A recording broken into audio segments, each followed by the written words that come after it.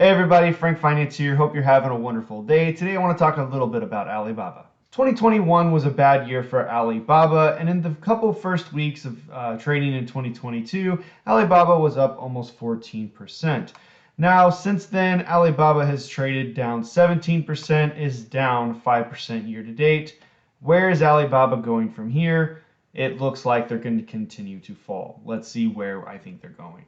Now, before we continue moving forward, I just want to let you know that what you're about to look at is a chart and me trying to find trends around Alibaba. It's me trying to think through and find some trends that we can maybe figure out where Alibaba is headed next. It's no way intended to be, 100% accurate or even that it's going to play out. However, it is something to think about, and maybe it is right, maybe it is wrong. Who knows? When we look at Alibaba over the last 12 months, you can definitely tell that they're in a downtrend and a pretty strong one at that. When we look at their peaks and their troughs over the period of time, you can definitely see a pattern in how long there's between the peaks and troughs. In general, the strong peaks and the strong troughs on here, I'm looking at anywhere from 3 weeks to about 6 weeks.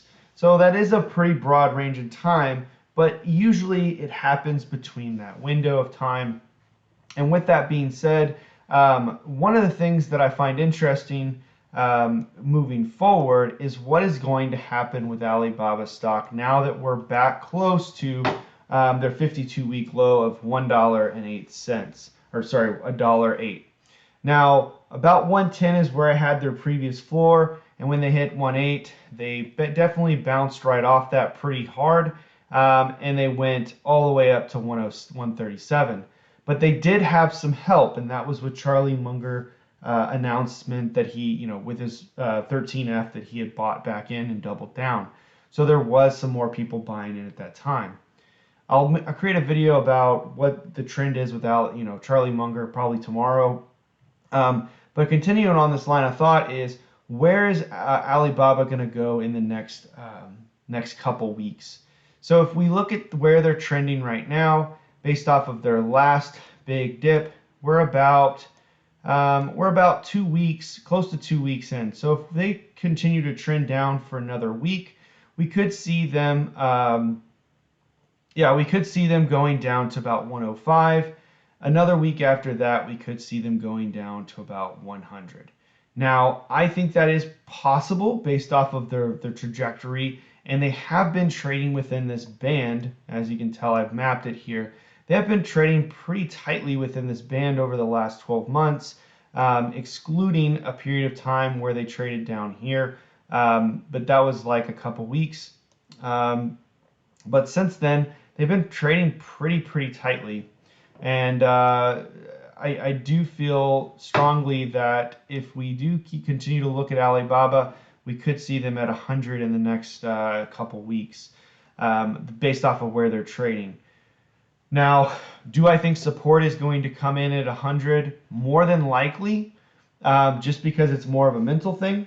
But the thing you have to the thing that kind of matters but doesn't really, is this 187. Now, I have it marked at 184, but it's 187 is kind of where the last resistance line was for this.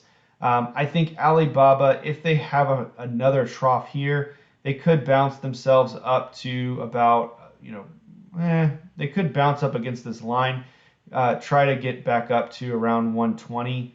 So if they go here, they trough up, they could come up to about 125, and then they'll go back down, and maybe around that period of time, they could be trading around 100. So it could take anywhere from, I think, 3 weeks to about 1st of April to get to that $100 line if they're going, at this current trajectory. So anywhere from, in the next couple of weeks, they could be at 100. More realistic, probably around 105 based off of where they're trading right now. And more than likely, and then, by April, they could be trading at around $100 a share. Now, that is pretty crazy to think about, considering where Alibaba was trading a little bit over a year ago, above $300 a share.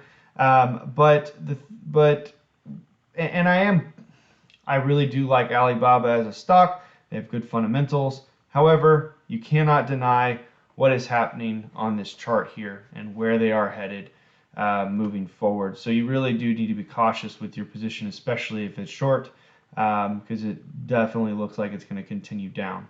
Now the reason why I have this 187 marked is once that happens where they hit 100, if that doesn't hold, they're definitely going down to about $90 a share.